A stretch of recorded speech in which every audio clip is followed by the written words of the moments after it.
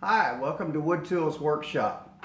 This is part 2 in a series of videos. If you haven't seen part 1, you probably ought to watch that first in order to know what's going on. And there ought to be a link on the screen right about now that'll take you there. The next step is to drill the angled holes that hold the rod while it's in use.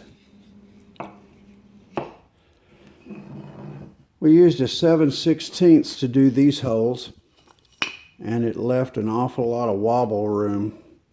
We don't want to use a 7/16 to do the angled holes. The rod is a 3/8.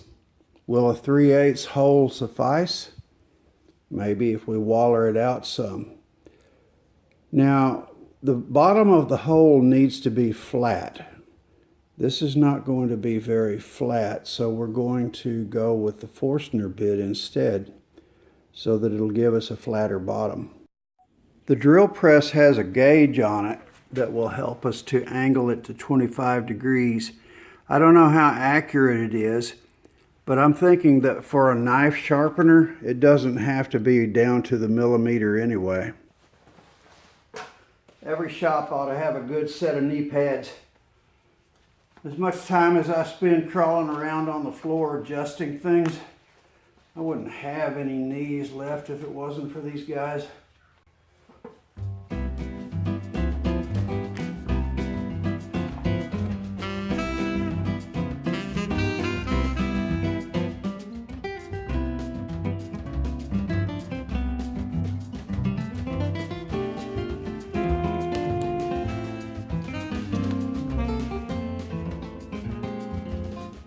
Here goes our test drill.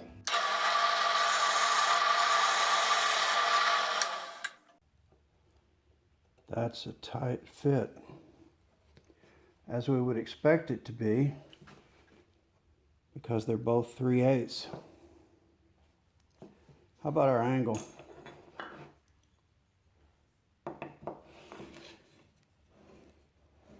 Looks good. With the angled holes, I can't go any deeper than 3/4 of an inch, or I risk going into the storage holes. But we don't want to go 3/4 anyway. We don't want to go more than 1/2 inch. I'm about to drill the second hole. Did I get them lined up right? Will they be parallel to each other?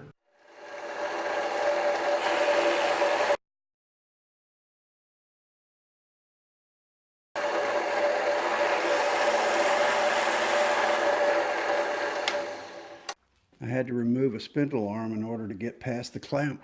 This looks good, but we've got a 3D thing going on. How does it look from this direction?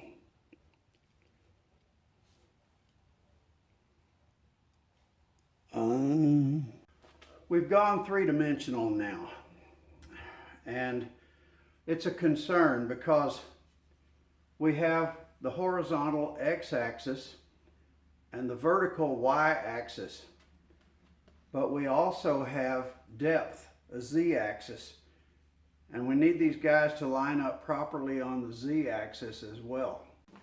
Hey, excuse me for butting in, but I don't feel like he did a good enough job explaining this business about 3 dimensions.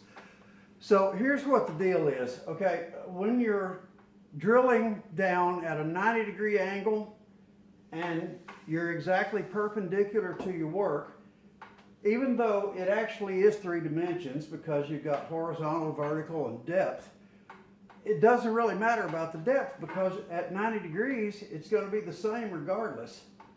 I can turn the block around and it's still straight up and down.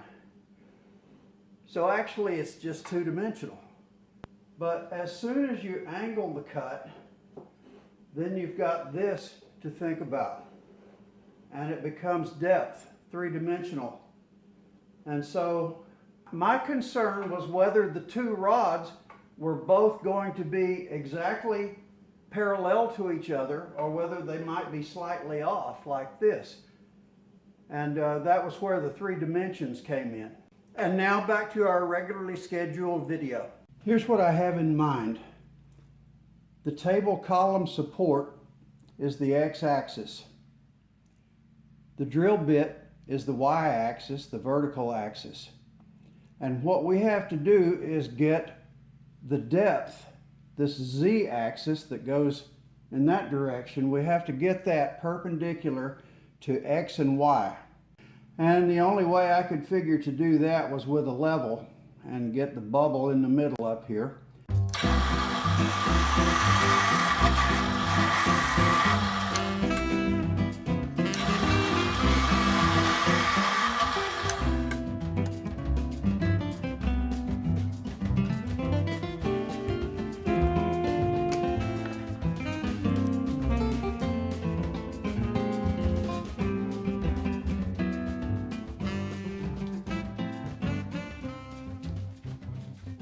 Okay, here we go with the real thing.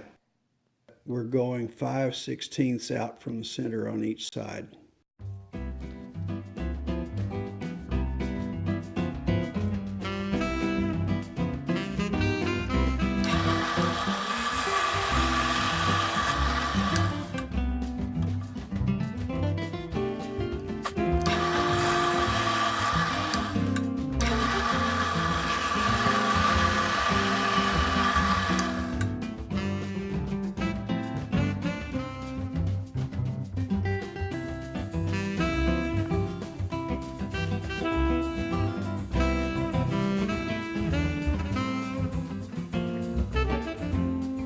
Now that looks good.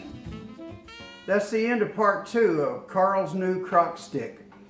In part 3, we're going to drill the hole on the back and we'll shape the block.